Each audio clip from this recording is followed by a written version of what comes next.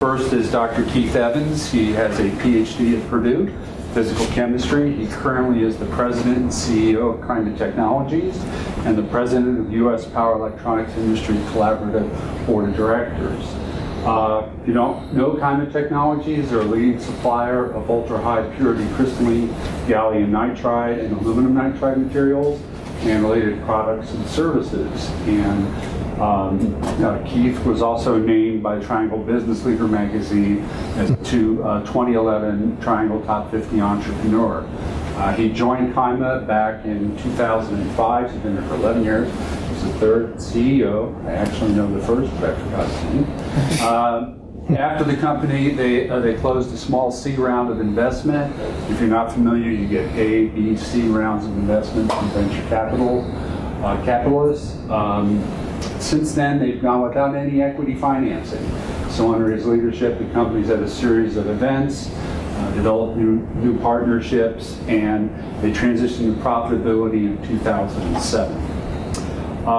Dr. Greg Burt, he has a PhD in electrical engineering from Stanford. He is NC State's Electrical and Computer Engineering Associate Department Head and full professor. Primary research areas are in high-performance parallel systems and servers. He's interested in mechanisms which produce communication overhead in parallel and distributed systems. Other areas include computer architecture, network processing, service-oriented computing, and network security. Before joining NC State, he was out in the world working as a principal scientist at Celotech Corporation, developed software and protocols for their Cellcase family of encryptors for ATM networks. He's also worked at MCNC in their supercomputing center and high performance communications group. Dr. Doug Cairns has his PhD from Duke University. Doug and I go way back. We were actually in graduate school together. I didn't start graduate school. I was 34. That's why he looks a lot younger than me, which is fine, but we go all the way back there. Currently, he's a senior research statistician and developer at SAS Institute in Cary. His past experiences include senior member of technical staff at both Northrop Grumman and at Ericsson, and a member of technical staff at IBM, where we also worked together many years ago. He is an expert in DSP signal processing algorithms. He's done research and design of baseband algorithms for mobile communication devices. Currently at SAS, he develops new algorithms to augment SAS's products and support and enhance existing product lines. All of his development is done on distributed multi-threaded architectures, which are suitable for processing large data sets or streaming data. This is supposed to be a conversation. It's not just a lecture, so you can feel free to interrupt us at any time.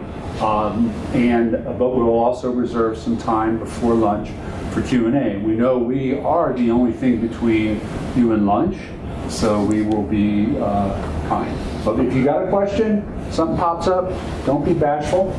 First up is going to be Dr. Evans, and he's going to give a talk about career opportunities in power electronics. You guys are good, yeah. Well, thank you, Steve. Great to be here. I guess you guys aren't doing slides, so I'm feeling a little bit strange, but please do interrupt at all. I mean, I'm here for you. And I love the things I see going on at Power America, and it's nice to be able to contribute, although I doubt I'm going to wow you, but I did put some thoughts together about career paths in general, because I recently learned at Golden Corral that I qualify for 10% off or something, so I'm a bona fide. My colleagues from Clima pointed that out. Keith, you don't have to pay as much. So I've been enjoying some of the benefits with aging, and I've been down many paths, and if I can do anything to pass on some wisdom, I'm here for that. So yeah, on the career paths ideas, there's a couple of books that just really hit me over the course of time, and I don't read as many as I used to. I just like quickly read web pages and stuff and scan articles, and so maybe I'm probably missing a lot of really great books today, but it's I tell some of my staff sometimes, you can go into Barnes and Nobles, close your eyes and go in the business section and grab almost anything, and there's a lot of common elements out there, because good thinking's good thinking, and I mean, thinking has evolved over time. The thing about this intellectual capital book that really made a mark on me was pointing out that valuations of companies used to be measured in terms of assets and how much real estate they had and how many buildings and how much, stuff, whether it's molten steel. And today it's patents and it's future revenue earning potential and all that. So it's just a really good way to understand organizations. And then it gets into the kinds of employees organizations value, and it's the so-called knowledge worker. So it really digs in, and it inspired me to want to position my career, especially as I got further along in it, in a way that made me, valuable to the whole technology and business space that we're in. So I implore you to take a look at that. And the other one was, I think I was having probably a midlife crisis early in my life, and I was watching TV like at 3 a.m. and I came across Deepak Chopra. And it was around the time that I was learning about strategic planning. I was at QED. Maybe you've heard of IQE, the world's largest epi wafer supplier. I actually posed the merger between QED and EPI in Wales to form IQE. But I learned the most at QED from the master's degree guy. Actually dropped out of Penn State and was our quality manager, or the most important thing, I think. And that was strategic planning. And Deepak Chopra understands that real well, but he's got a different read on it. It's like, the idea here is think about where you want to be in 20 years, career-wise. Life-wise, it works too. And then identify a path to get there. And then let go of that future vision, because you aren't going to end up there anyway. There's left and right turns all along the way, but you'll quit fussing about, oh, is this good for where I want to go, in 20 years? And you just live this process of pursuing excellence as you go and growing your resume. So here's the elements of strategic planning using the lingo that we use at CIMA and that I pushed hard at QED, and that is establish a vision. What are you going to... I'm not going to hit you with this. Well, I don't even see it up there anyway. So, what's your job going to look like in 20 years? So what are the goals you need to achieve to get there? Maybe there's 5 clear goals. And then, well, what's in the way of that? And what are the roadblocks? And what are the strategies I can implement to get over those roadblocks? So if you just Google strategic planning, you'll learn way more than you'd ever want to know, perhaps, if you dig in. But here's an example. All right, I want to be the head of research and development at some big company that makes inverters for the automotive sector or something. It's like, well, how am I going to get there? Maybe I should study the current VP of R&D there and see what he or she's career path looks like. And it's like, oh, wow, they published like 300 papers on inverter technology. Well, that's not going to happen unless you're moving in a direction, you're in a position where you can publish like crazy. So how do you do that? I mean, that's what I did, and I didn't plan it that way, but my career, well, I'll show you that in a moment. I started out at Air Force Research Labs for 13 years, and I had hundreds of publications by the time I left, and an incredible network of associates and opportunities accordingly. Brings up the other topic. We all know about networking, and there's these sayings, it's not what you know, it's who you know and all that, but it's both. You really got to network, and not just with your buddies, because if they're not networked up in the right way, you gotta use your network. And just because you're here at Power America, you're in a world-class position, or at least a national class, aiming to be world-class. I think that's a submission here. Use that network, use the professors and your fellow grad students. And I, as Steve mentioned, I'm the president of this Power Electronics Industry Collaborative. It's a wonderful networking organization, so I'm available if you guys want to help do some networking, and I'll say a little bit about that a little more in a moment. So just quickie on CIMA, we make gallium nitride, aluminum gallium nitride. We're getting into gallium oxide. We're into diamond. We're getting a GaN-on graphene program going. And we're growing gallium nitride on polycrystalline diamond. And these are mostly for RF and power electronics applications, but we also have funding aiming towards next generation lighting, especially in the green gap. Because the LEDs are pretty darn good at blue, but the green ones are not nearly as efficient. And then a bunch of specialty applications we're pursuing, mostly for the Department of Defense. So huge markets, maybe $1 trillion in device opportunities there. And the hand wavers there's maybe 10% of that in terms of materials opportunities and equipment. So we're chasing that kind of thing. So here's some of the tools we've made. We were founded, so you knew the first CEO, is that Ed Pupa? Yes. Okay. Jerry Cuomo would say Ed was the second CEO, I think. But Jerry Cuomo, NC State material science and engineering professor, is the technical founder, and his grad student, Mark Williams, who now works at Cree of the company. And in fact, when I was at QED, I was asked to look at Kaima's proposals to the venture capitalists up in the Northeast. And I said, don't invest in them. But then I joined later, and the rest is history. So we make a ton of tools. We're in a lot of materials. They all fit on another famous NC State professor, Balaga's figure of merit plot. So all those things in green, we're working on those. So we're pretty connected at the material side to the power electronics space. So if you have aspirations that we can help you with there, just feel free to call on me. I put this one together. We're not a successful organization in terms of growing, hitting the hockey stick or anything. I feel pretty darn bullish about what we got coming down the pipe. But we've grown and shrunk and grown and shrunk. And you know, before I became CEO of Kaima, I was a CEO wannabe. And you mentioned A-round stock, I think. Well, yeah, we've got 3 classes, A, B, and C. And each time you raise more money, you get a book this thick, I'm not kidding, of basically the terms and conditions, the agreements with the shareholders and everybody. And I can tell you what you don't want to do to grow your business. We've been largely inhibited from being able to take more equity financing. That's why we've busted butt to form creative partnerships and look to the government to support R&D. So I can tell you a lot of lessons learned there, and happy to do that. But I did put together, but we're doing well on the R&D side. We're growing patents, intellectual property, trademarks. I had a lot to say about that, but we ran out of time in that last session.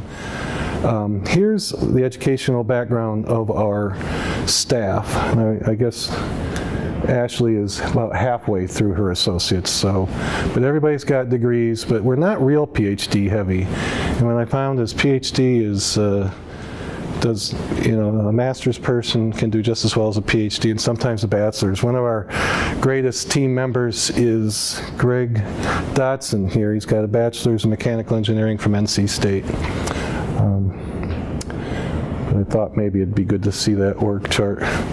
So here's my career path, and this is along the lines of growing the resume, getting lots of publications here at Wright Pat, first as a contract scientist working at Air Force Research Labs, and then coming on as civil servant, and going to QED, and getting VP titles and all this stuff, and then finally jumping to Kaima, and the parentheses are the number of years there. So a couple of quick hops. Quick hops, you don't want many quick hops. You want to have, so I was told if I didn't make it at Kaima, I was never going to make it by a certain Air Force person that's close to the founders of Cree. So we'll see. Still got a little bit of life in me. So about the Power Electronics Industry Collaborative, well, these things are, it's a nonprofit organization. I volunteer my time for it. Sometimes they pay my travel expenses. There are member dues. Power America is a member. Sometimes we work with organizations like Power America where we exchange memberships and there are no dues. And Peak is a member of Power America, the only associate member. So you can see the mission there is we're recognizing that power electronics looks today like televisions did when I was a little kid. Like they all said Zenith or RCA on them. Those are American companies. They're all made here. And today, they all say Samsung or Toshiba or something like that. And so all the fundamental discoveries were done here, and all the manufacturing went overseas. In fact, this peak was founded by somebody from Infineon that was trying to put German IGBTs inside of an American car, and American car guys said, General Motors said, well, they were working on their first hybrid. They said, we're going to buy all that stuff, one-stop shopping, we're going to buy the whole drivetrain from one place, and we've already down-selected to Toshiba Corporation, I believe. And Infineon said, whoa, yeah, we know Toshiba, we'll go meet with them, but Toshiba was not going to put any German parts in their drivetrain. They were going to put US parts, they weren't even going to put Taiwanese parts, Chinese parts, nothing but Japanese parts in the Japanese drivetrain, unless there was some key thing they needed. And then they'll work real hard to develop an internal source for that. So Power Electronics has not a great start here. Power America is a huge effort to really generate a lot of IP and real products and get them out there to change that, to become part of the current supply chain, because it's going to just grow and grow and grow in importance. But let's not have it like Zenith and RCA. So the peak is all about doing what it can to create jobs today and tomorrow, and we're highly aligned with Power America. So that means if you got resumes that are hot in this space, and we've got over 23 members, just had an international firm join today, so up in the 24 number time frame, and we'll be having our face-to-face member meeting here at Power America this coming November. Let me just go let me go straight to the members slides. So here's the current members, and there's a new one to be added to that. All these groups here are interested in receiving resumes from graduates of Power America and other places that are getting you highly skilled in the power electronics space. Especially the bigger companies. Got Infineon there. I've been trying to get Wolfspeed to join forever. Those guys are tired of even seeing me, but now we got them. Well, maybe if the Infineon Wolfspeed acquisition goes through. So those are some words of wisdom, and I'm available now or later if I can be a benefit to you in your careers. I don't know if this even was on. Sure. Just have to put that on because we are taping. We're taping. Shucks. Not the taping.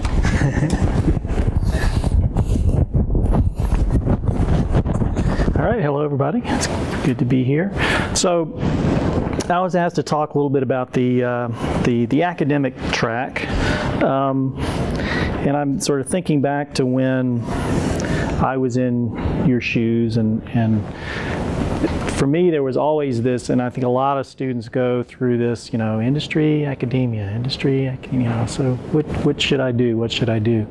And it's a great argument to have with yourself, right? So I just want to talk to you a little bit about the academic side of things. Some things might seem obvious, but you'd be surprised at what students don't really know, because they don't really pay attention to what's happening in the university as a whole, right? They just worry about their advisor and getting their work done, and that's good. But as you start to approach the point where you're thinking about graduating and thinking about what to do, some of these things might be important to you. So I thought I would focus on three things. One, what is the job?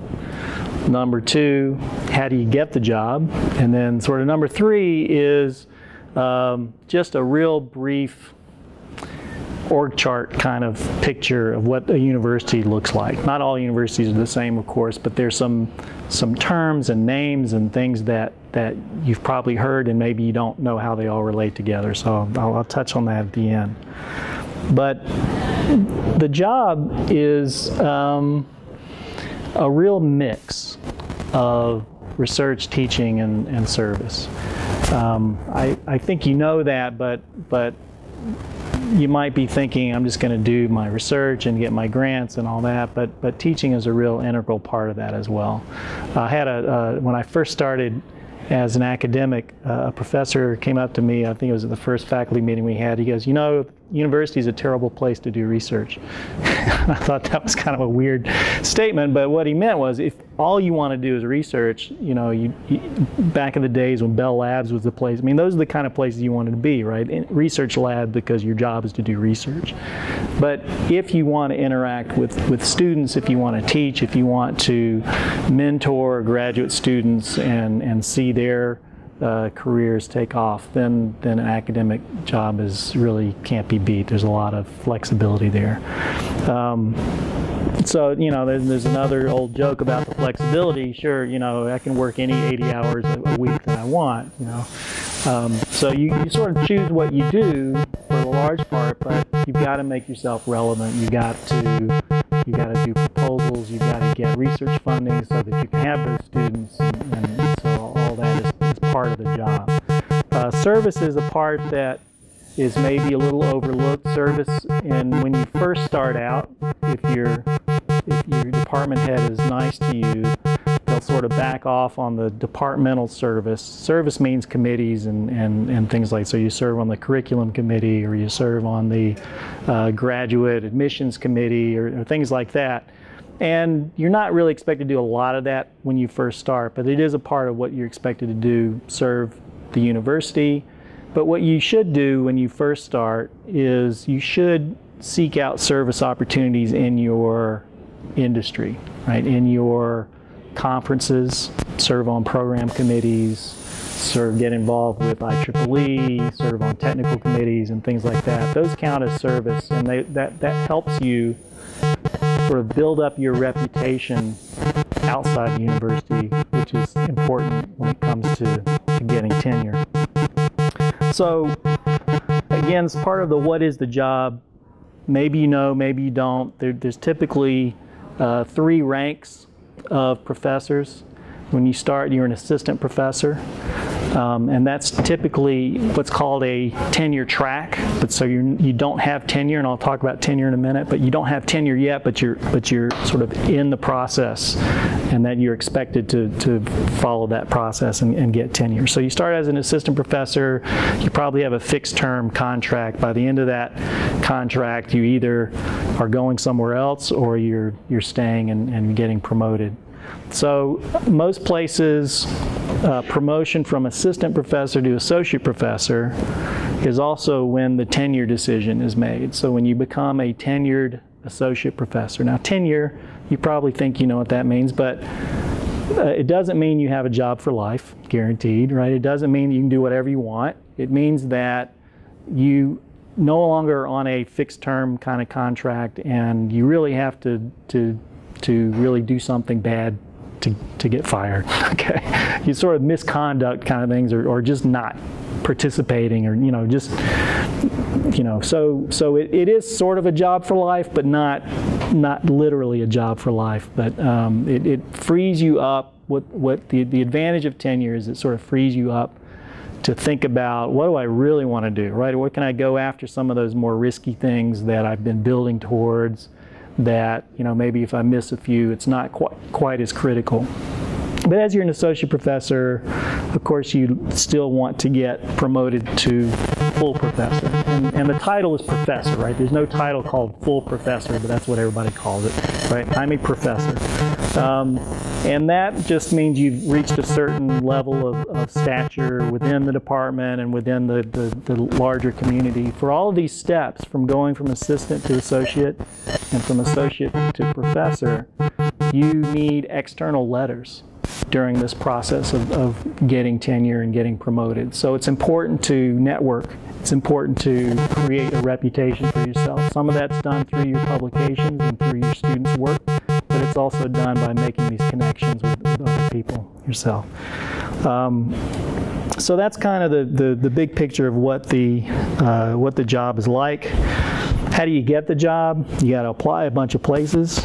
The interview process is quite interesting. You typically will go to visit if you get an interview, right? You'll go to visit. You'll give a research talk primarily, because I'm assuming that most of us would be trying to get a job at a position that's at a research-heavy university. There are teaching universities as well, and they're going to be more interested in what can you do, what courses have you taught or thought about teaching.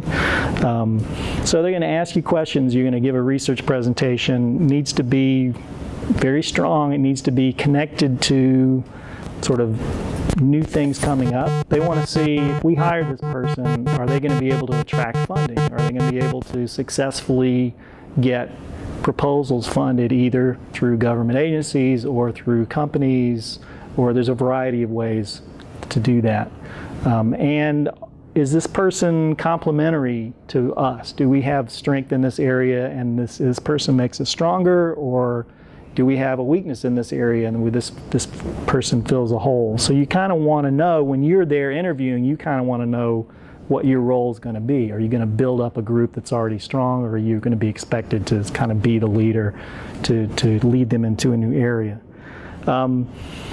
You should not, so, you know, what's going to get you that interview is probably going to be your publications. It's going to be where you're coming from. It's going to be your advisor, letters, those kind of things. Don't overlook the teaching dimension of that as well, though, because if they can see someone that has some teaching experience and a sort of a clear interest and passion for teaching, that's going to go in your favor as well. So I would encourage you, if you're thinking about an academic track, to seek out some teaching opportunities, perhaps beyond the standard TA kinds of stuff, but you know, seek out ways to show that you can lead a class and you can develop material and things like that. So I'll wrap this up just by sort of giving you a feel for, so if you're an assistant professor in a new place, who do you think your boss is? Who's the first person that you sort of report to in an academic department? No, you're not working for NSF. No, so who do you know, I'm talking about job, right? I'm talking about your manager, if there sort of isn't such a thing, but who's your manager? Who's the person that has the most control over what you do day to day? Department heads, right? At a department, there's the department head. Now, he's also a faculty member. He or she is a faculty member. And different universities have different ways of doing department leadership. Sometimes it's appointed, and then they have a fixed term. Sometimes it's elected. So sometimes the department faculty will elect somebody to be the chair. Usually it's called a chair when it's elected. It's usually called a department head when it's appointed. But those distinctions are pretty minor. And I said, you know, that's kind of your manager, but kind of not, because nobody's going to tell you what to do day to day. What that person should do for you, well, that person's going to decide what you teach and how much you teach, and that person's going to help you do what else you need to succeed with your research program and your teaching and so on. So it's more like the department head working for the faculty as opposed to the other way around. You don't have a boss that's going to tell you have to meet these goals, but you might have a lot of people that tell you you should meet these goals to reach what you want to do. So you need a lot of advice. So who did the department head report to? Who's the department head? As we go up the chain, who do you think? The dean. So the dean is the person who leads a college. Okay, so what's a college? A college is a collection of departments, and sometimes they're called schools and departments. You know, everybody has a little different terminology, but there's the dean, and the dean is still rather important to you even as a new professor, because the dean helps, you know, figure out what the space allocation is, you know, how much money the departments are going to get, and you might need cost sharing for a proposal or something. You might have to go to the college for that. So there will be some interaction with the dean, and you probably would, on an interview, you would probably meet the dean, because ultimately the dean's got to decide whether you get hired or not. Above that, you probably don't talk to these people at all, but just so you know, so who do the deans report to? Who is the next person up in the chain, do you think? Well, Vice Chancellor, that's actually here, close to correct and not quite what I was looking for. So the provost, a lot of places have a position called the provost. That's the chief academic officer of the university. So the provost is kind of responsible for all the colleges and all of the and libraries and things like that. So, and here the provost is also executive vice chancellor. So he's kind of second in line to the chancellor, who's at the top of the university. Some places it's called president, some places called chancellor. And you don't interact with these people very much, but it's important to kind of know the lay of the land and how things fit. So that's really what I wanted to share with you, to kind of paint the picture of what an academic career might look like, at least, you know, your pathway into that, and be happy to answer more questions either now or later. Okay. Thanks.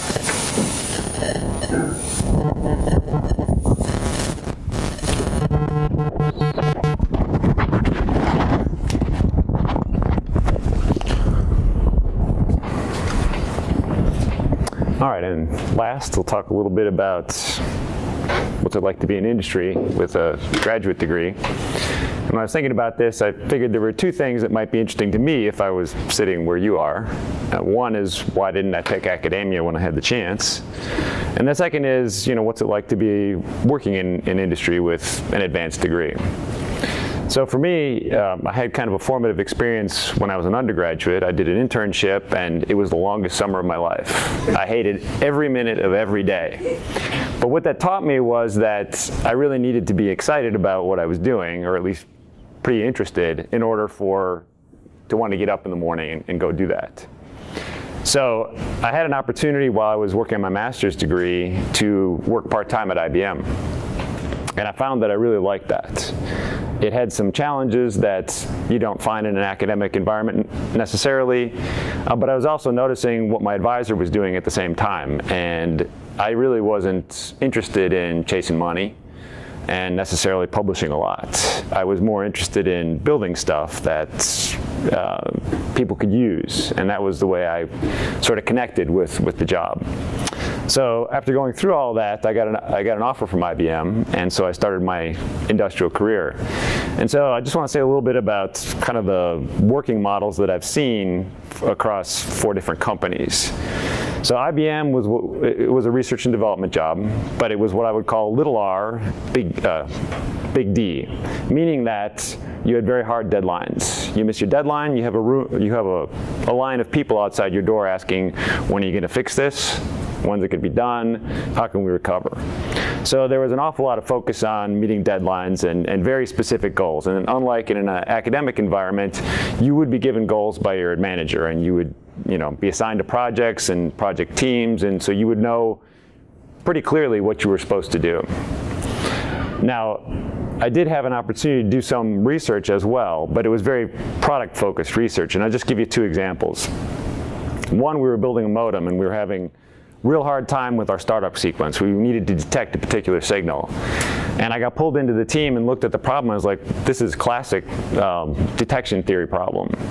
And so I knew what the solution was, but there was a little bit more that I had to do to make sure that I could, you know, sort of seal the deal. And I did, and it worked well, and, you know, it was great. It was one of those things where an aha moment for me. I was like, I can take what I learned in academia and apply it, and we have a really good solution and a really solid product then. Second example was something that Steve actually worked on with me. We were tasked to kind of envision the next generation of our products. And it turned out that what we were doing just was cost prohibitive if we wanted to go to the next generation. So we had to look at different types of memory architectures, what happens to your real-time signal processing algorithms if you have a non-deterministic cache and things like that. And so it was a very focused problem, but it was very much connected with the literature. And I found that I liked that as well. And so in a research and development environment where there's a lot of development going on, you still have those opportunities. So that's kind of my IBM experience. I worked for a couple of years at Northrop Grumman, which was basically contract research and development. And that's similar in a way to an academic environment where you write proposals and you meet with customers and you do a lot of the things that you might do here, but sometimes there's extra rules. You might have to have a security clearance. Your publishing is really your final report. You meet with your sponsors, whatever it is, you give a final report, and then there may be some follow-on work as well. But you are pretty much self-directed.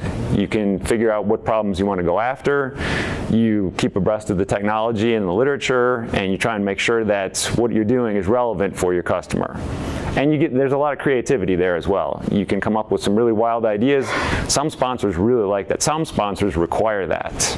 They don't want something that's been done before. They want something new and different. So if you're interested in academia, but you think you might like a little bit of industry as well, that is a very viable option. And the third thing that I've seen in my career, and this was both at Ericsson and now at SAS, is kind of an applied research group. And I find that this sort of fits me the best. And so in an applied research group, there's a bit of academia. You're expected to keep up with the literature. You're expected to publish. You're expected to attend conferences. However, there is that industrial component as well. You typically have specific projects, although there's some freedom for you to kind of invent your own products, or projects, I should say. So if you are interested in, big data analytics and you've seen something new, you can approach your boss and say, hey, this might be a good product for us, 16 months down the road. Can I investigate it? And your boss might give you the leeway to do that, and they want you to investigate those kinds of things because that keeps the company relevant and on the cutting edge of technology. Also in this kind of model, intellectual property development was a big deal, and we just heard about that from Coates and Bennett, I guess, is who was here. And I actually worked with David Bennett when I was at Ericsson. But the intellectual property thing I found very rewarding because there's a lot of creativity there, but it's very focused. Typically, when you're working at a company, you'll fill out an invention disclosure form. So you answer 4 questions. But typically, or at least in the research groups that I was in, you write the invention disclosure like you would a conference paper so that you could easily take it and turn it into a conference paper. And then, of course, there's working with the attorneys to come up with a patent application.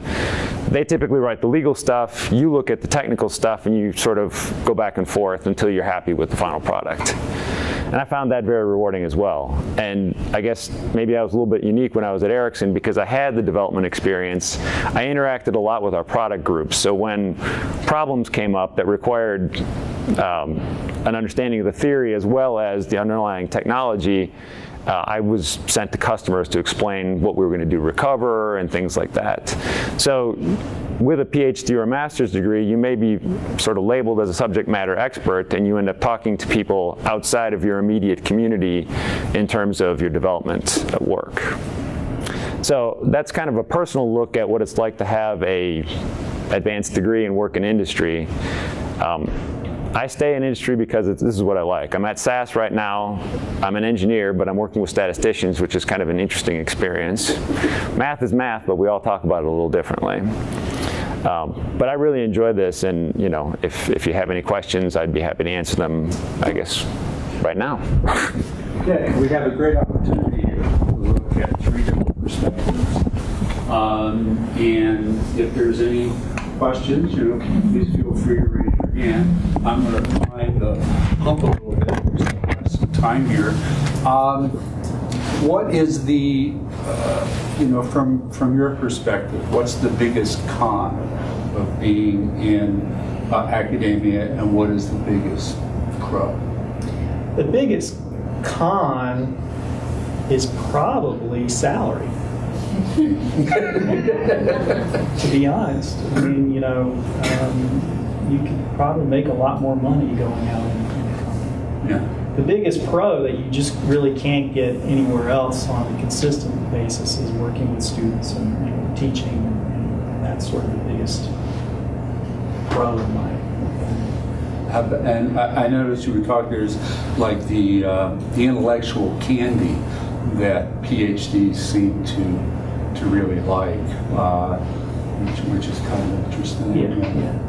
Now you've run the gamut from PhD doing design work to now being CEO.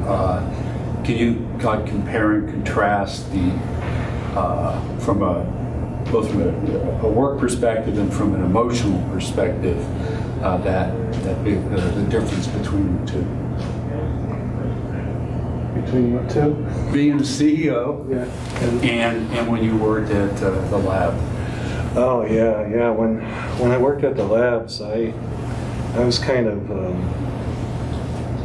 like a lone wolf researcher. I just did my thing. Well, we grew a group, and we didn't care about manufacturing. We didn't care about applications. We just wanted to advance science. And it was pretty naive thinking. I mean, all this stuff is, we do this work for a reason. Ultimately, there's got to be applications, or there'd be no money flowing. So that was fantastic. I guess one of the things I learned as I moved into the corporate sector is, I was worried that freedom of choosing intellectually stimulating work would be lost. And in fact, it's even more stimulating, because you can, without loss of generality, there's always 100 things that you'd like to study. And what the corporate world gives you is a down-select method for a way of prioritizing. It's like, where are you going to get the biggest bang for your buck? Let's not spend time on this, because even if we solve it, it's going to just do this much good for us. And meanwhile, we're going to go out of business if we don't solve this really big problem. So it's just as academically stimulating now, but we use kind of common business metrics to prioritize what we work on. I really answered your question. I guess though there's different stresses. I knew when I finished my PhD, my brain hurt. That was so much stress and the whole bit doing it, and then I started a company, and then I really found out what stress was all about. Yeah. It's a whole different thing. So in just from your perspective, being a very successful scientist, when did the kind of bulb click, or was there ever this aha moment that's where I wanted to go? I wanted to be I wanted to go up in management. Yeah, well, when I worked at Wright Pat, I was the beneficiary of lots of tax dollar funded motivational speakers and things. There were so many seminars that were made available, and they were mandatory for the civil servants. But even when I was a contractor, I'd go into them, and you would just learn some really great things. And I did learn how to not micromanage the group. At one point in time, I had 3 crystal growth tools. One had a real rookie on it, and I had to kind of really go in there and we worked together. Another one had a very senior technician, and we'd just talk in the office, and he'd run out and make things happen. And then the other tool, I had a world-class postdoc on, and he would drive the thinking more than I would. And so I tempered my interaction with each one accordingly.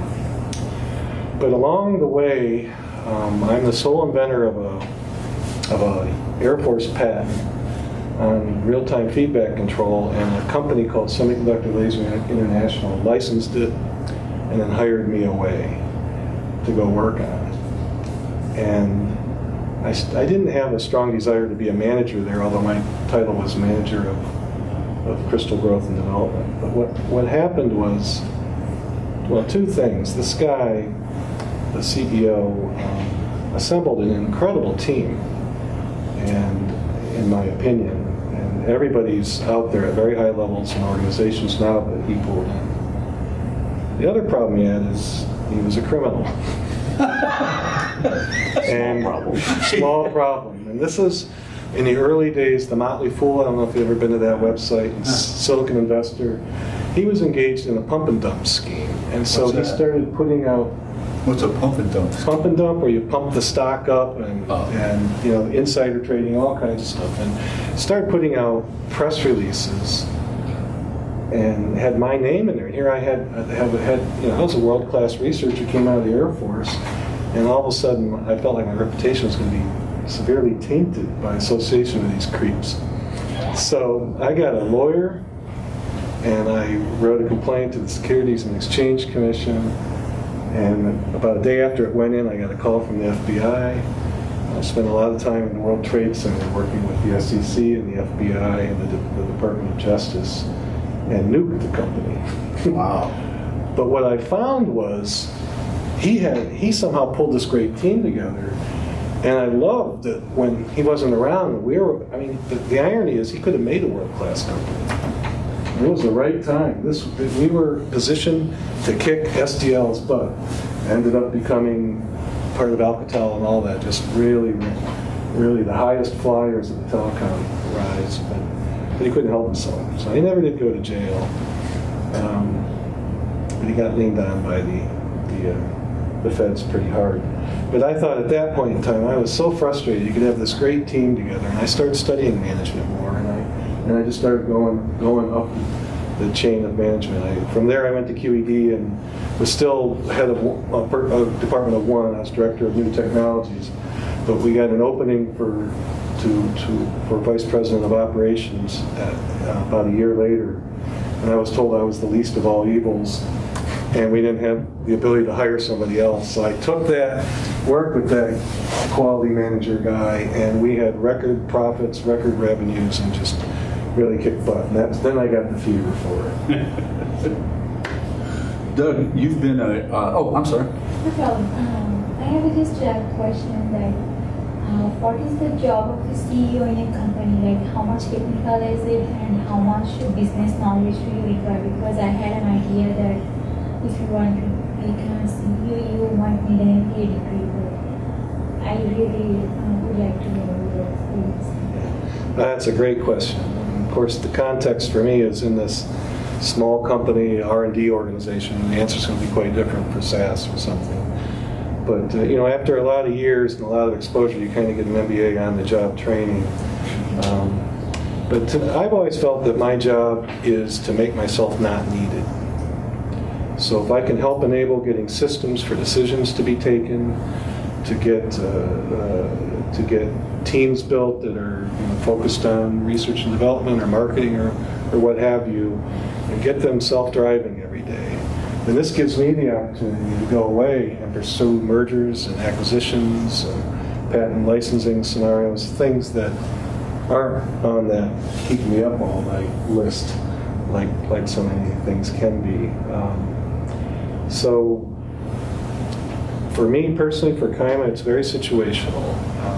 I have a really great chief science officer, and he and I get together, on occasion. We get together a lot, but I don't, I take more direction from him or empower him to set the technical direction of the company more than I get in there. Now it turns out I'm the only one in the company that's really schooled in kinetics, the theory of kinetics, and I got the most thermodynamics, and that kicks in, as you can imagine, in a material-centric company. So I get in there occasionally, but I'm also pretty rusty. But we've grown to a point now, we have so many projects that we have some less seasoned veterans compared to the chief science officer. He can't manage all the projects. So there's a couple projects where I've had to get in and get very technical. So I'm closely mentoring the principal investigator there. On the strategic planning side, our chief operating officer and vice president of business development, that's one person, she has a PhD and double E from Duke. She does a great job in what she does. She could be an attorney, a corporate attorney, because she's our corporate attorney, except when we decide we need to spend money on one. But I've been helping her with applying strategic planning to our database management. So we're rolling out this internally developed software package, and I said, well, what's the mission statement behind this? And nobody could tell me one. It's like, well, just to capture our data. I'm like, well, the trash can can capture our data. it's to capture it in a way that's easy, user friendly, and makes it amenable to analysis, and positions it for trend analysis, and so I just stimulated discussion to really. I'm a believer you don't know what you're doing if you can't summarize it in a relatively cohesive sentence. And so I don't know if that's answering your question. I'm an MBA 1 hour, and I'm a chief technology officer another hour, and I'm a schmoozing marketeer, the rest of the day. Doug, you've spent a lot of time, as you said, like you're doing something, you had an experience. where you said, I hate this, I don't want to get up in the morning, and that focused you to say, hey, I'm going to look at things that I really like to do, and it seems like you've been able to follow that passion on the different jobs that you've had. And it sounds to me like, have you been doing two things? One, have you been part of a team lead type of thing at times? And then the other is from your perspective of the companies you have worked for, which have been relatively large corporations, looking at you being a PhD versus a bachelor's degree or even a master's degree. Do you feel your PhD degree has allowed you more freedom, mobility, things like that? Those are good questions. As far as, I guess, being part of a team, that's just kind of part and parcel of working for a corporation. Now, each corporation kind of has its own model of how they build their teams, and it depends on the size of the project and things like that. I think having a PhD, they're going to expect a certain level of maturity from you in terms of what you can do on your own and how much supervision you would require. And that's kind of been my experience, is that I will have sort of infrequent meetings with my manager, who would be my immediate supervisor, and who would set goals for me, and then I would go off and work those, and unless I had a problem, I wouldn't go see him or her until it was time for another update. I've worked with some really great teams, and when I was at Ericsson, it was a group of like 19 PhDs. We all had kind of complementary strengths, so we had a couple people who did coding theory, we had a couple people who were very strong on the wireless signal processing, but it was a good collaboration, and we were all kind of independent contributors, but oftentimes we'd both be looking at similar type problems, and we would collaborate on patent disclosure or something like that. So we got to leverage each other's strengths, and having the development background, a lot of them would come to me as like, well, how would we actually implement this in our base station, Can we work on that? Because oftentimes the best you can do is not feasible in anything looking like real time. So I found a lot of collaboration, a lot of team environment, even if we were more like individual contributors. Like now at SAS, we all kind of work on our own thing, but we are now getting big into distributed computation, so we're all kind of trying to learn from each other as to how things work best, what's most efficient. So there's that part. You asked about having a PhD and kind of what doors does it open and what does it shut, maybe? Yeah. I think I've more or less answered some of that. They're going to expect a certain level of maturity from you. You will be probably given more responsibility than if you just had a bachelor's degree. You'll also be given a little bit more autonomy in terms of sort of pursuing your own interests, unless there's some very strict deadline that you have to meet. The applied research group model, which I really like, there is that autonomy that you will be paid to actually keep up with the journals. When I worked at Northrop, they weren't paying for you to read journals. You do that on your own time. So it somewhat depends on the company and things like that. But I think with a PhD, you're probably going to be tagged a little bit with some leadership responsibilities, whether you'd be leading a technical group or you'd be mentoring more junior people. And it will, I think it kind of puts you at the front of the line for management positions if you want that as well. Having a PhD doesn't necessarily make you a great manager, though. I think management skill is something that you either learn as you go or you're somewhat born with it. So yesterday we talked a little bit about salaries, and I think people were kind of surprised that university professors can make good money. And so would you maybe talk about the range of salaries from what a beginning PhD person might make to a seasoned person at 30 years, both in academia and and industry? And the other piece I haven't heard you talk about is SAS is known to be in my mind, you're like the #1 company in the entire U.S. for working conditions.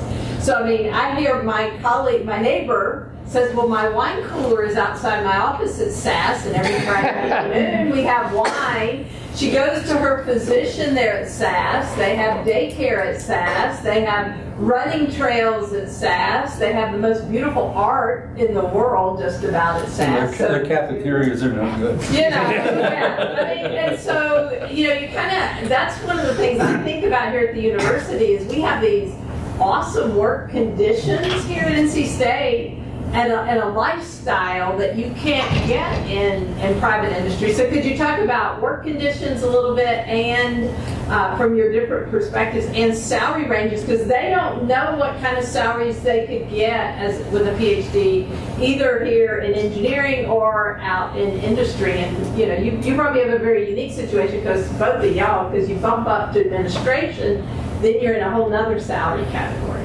So that was throwing a lot at you, but some things they might want to hear about. Yeah, so I don't know that I have a good, I have a feel for the salaries. First of all, we're all state employees, so you can go look up our salaries if you'd like. So keep this in mind. So salaries, academic salaries are a little weird, right? Because if you go look up my salary, you'll see a salary, that is a 9-month salary, right? That's what I get paid for 9 months out of the year.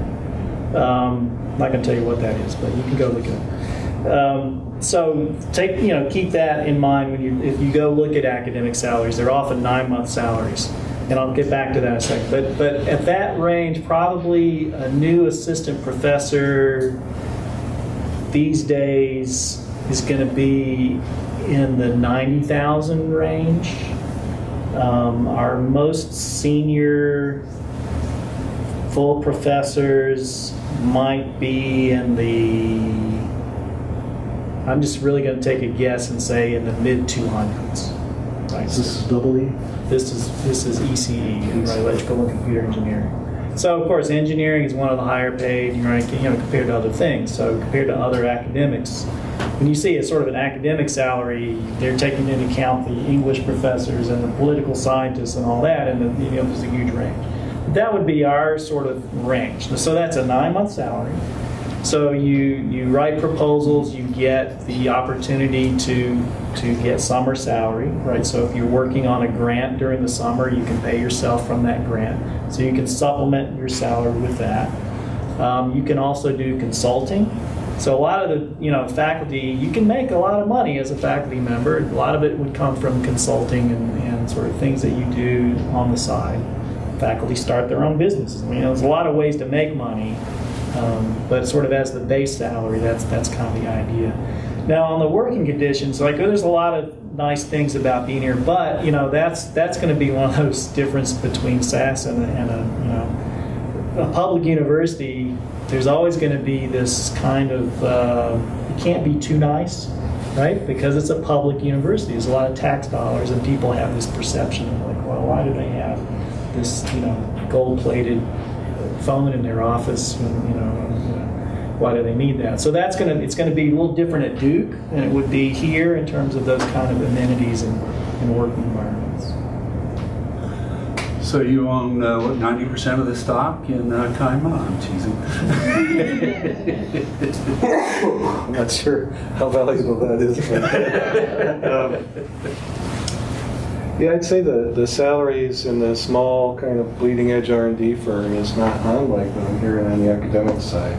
A new PhD we bring in at the 80, 90K level, they can get into 6 figures, pretty quickly if they're really good. And of course, they can go away very quickly if they're not.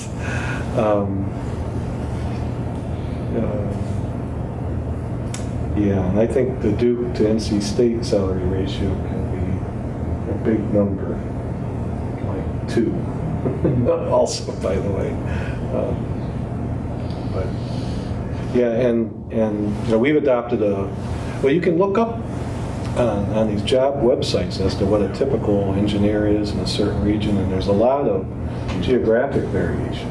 So if you get a job in Silicon Valley, and I got a friend out there, he says $2 million for a starter home.